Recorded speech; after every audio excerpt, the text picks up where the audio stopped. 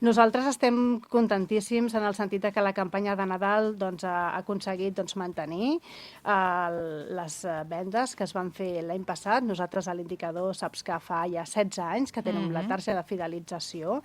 Llavors és l'indicador que tenim, no? Que ens va dient una miqueta com anem, no? A nivell de vendes, i veiem que s'han pogut mantenir les vendes que es van fer l'any passat. Malauradament, la situació d'incertesa cada cop més gran s'ha mantingut i, és més, s'ha pogut incrementar fins i tot lleugerament l'import mig de les compres aquest Nadal, amb 44,55 euros d'import mig de compra. I molt contents. S'han fet, 11.253 actes de compra amb la targeta de fidelització. Ambient en els carrers, sobretot molt ambient, 2 dies molt concrets que vam tenir, el dia de l'encesa de llums, el dia 1 de desembre, que donàvem el tret de sortida a la campanya de Nadal.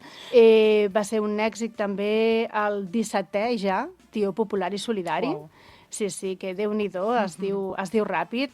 Es van aconseguir 408 euros en benefici de l'associació local Qui té aquí.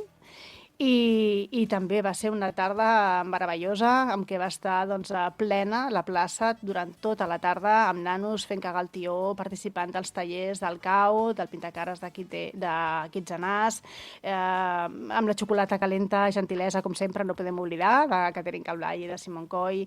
I va ser una tarda molt maca, la veritat. I després, la música també ha tingut el seu protagonisme, amb altres dies de dinamització puntuals que hem anat fent.